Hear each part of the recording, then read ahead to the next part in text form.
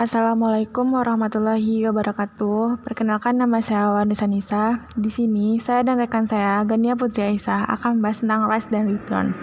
Apa yang dimaksud dengan risk atau risiko?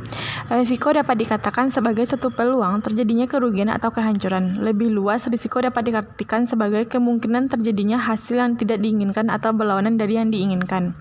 Dalam industri keuangan, pada umumnya terdapat satu jargon, yaitu high risk bring about high return, yang artinya jika ingin memperoleh hasil yang lebih besar, akan dihadapkan pada risiko yang lebih besar pula. Memang, antara hasil dan risiko memiliki hubungan linier yang berkebalikan. Semakin tinggi risiko, maka semakin tinggi hasil yang diperoleh, begitupun sebaliknya. Apa yang dimaksud dengan return? Return atau pengembalian adalah keuntungan yang diperoleh perusahaan, individu, dan institusi dari hasil kebijakan investasi yang dilakukan. Return merupakan laba investasi baik melalui bunga ataupun dividen. Selanjutnya, saya akan membahas tentang evaluasi investasi tunggal, yang mana memiliki tujuan investasi. Itu yang pertama itu memaksimalkan pengembalian yang diharapkan untuk tingkat tertentu. Tujuan yang kedua itu kalau tidak meminimalkan risiko untuk tingkat pengembalian yang diharapkan. Evaluasi investasi tunggal juga memiliki asumsi utama. Yang pertama itu penghindaran risiko.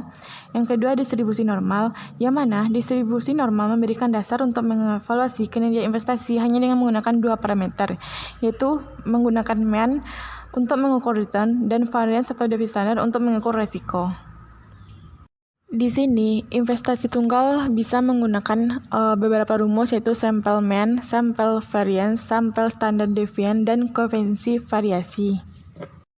Di sini terdapat beberapa contoh data investasi tunggal, yang itu ada 4 tahun, dan peringkat dari investasi tunggal ini yang tahun pertama itu 0,05, tahun kedua 0,04, tahun ketiga 0,07, dan tahun keempat 0,09. Pertama, kita bisa menggunakan rumus sample mean, yaitu yang mana rumusnya itu sigma R per N sama dengan R1 ditambah R2 ditambah R3 ditambah R4 ditambah R sekian per N.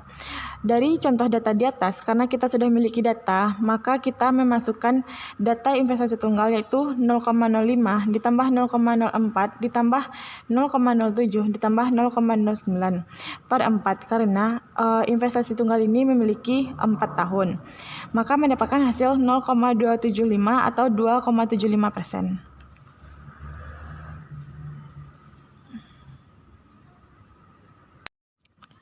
Selanjutnya yaitu menggunakan rumus sample variance. Di sini sudah tertera rumus sample variance. Terus tugas kita di sini, kita memasukkan data investasi tunggal yang tadi atau di atas, kita pangkatkan 2 per 4 dikurang 1, maka didapatkan hasil 0,0047. Baiklah, saya akan melanjutkan materi yang telah disampaikan oleh pemateri sebelumnya. Sebelumnya perkenalkan diri dahulu, nama saya Gania Rizky Aisyah, BP 2022. Baiklah, selanjutnya saya akan menjelaskan yaitu risk coefficient of variation atau yang disingkat dengan CV. Koefisien variasi ini adalah ukuran statistik penyebaran titik data dalam rangkaian data di sekitar mean. Koefisien variasi mewakili rasio deviasi standar terhadap mean, dan ini merupakan statistik yang berguna untuk membandingkan tingkat variasi dari satu seri data ke seri data lainnya, bahkan jika meannya berbeda secara drastis satu sama lain. CV ini mengukur risiko per unit pengembalian.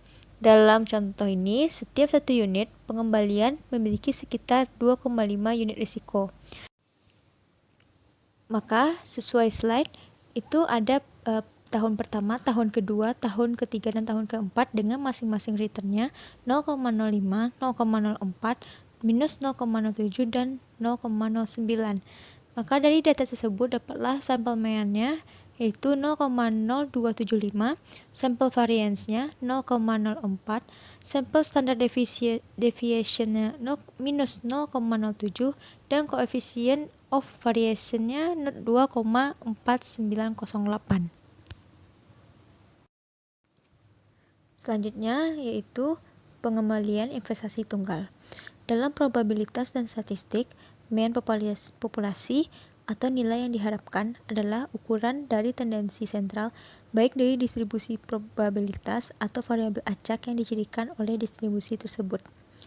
Maka sesuai dengan slide-nya itu tertera rumusnya, lalu kita masukkan angkanya, yaitu minus 0,08 dikali dengan 0,2 ditambah 0,10 dikali dengan 0,5 tambah 0,20 kali 0,3. Maka dapatlah hasilnya 0,094, lalu kita persetkan menjadi 9,4%. Adapun hubungan karakteristik risk dan return, yang pertama itu bersifat linear atau searah. Yang kedua, semakin tinggi tingkat pengembaliannya, maka semakin tinggi pula risikonya. Yang ketiga, kondisi linear hanya mungkin terjadi pada pasar yang bersifat normal.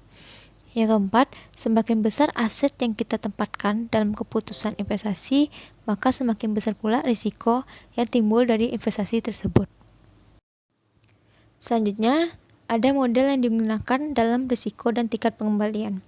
Ada dua model keseimbangan yang dapat digunakan dalam menilai kaitan antara risiko dan tingkat pengembalian, yaitu model capital asset pricing model atau disingkat dengan CPAM, dan arbitrage pricing theory atau yang disingkat dengan APT. Penggunaan model CPAM hanya mempertimbangkan satu faktor risiko saja, yaitu risiko sistematis, yang adalah beta, sehingga model CPAM baik untuk menilai tingkat pengembalian investasi pada jangka pendek yang berfokus untuk mendapatkan capital gain dengan cepat. Pada model APT, faktor risiko yang ikut dipertimbangkan tidak hanya risiko sistematis pasar saja, namun juga faktor-faktor risiko lainnya. Karena itu, dalam penerapan model APT, berbagai faktor risiko bisa saja dimasukkan sebagai faktor risiko, sehingga untuk investasi dalam jangka panjang, model APT lebih baik karena model APT dapat memasukkan sejumlah faktor risiko yang dirasa mampu untuk menggambarkan tingkat pengembalian di masa depan. Adapun rumus-rumusnya yang sesuai dengan tertera pada slide.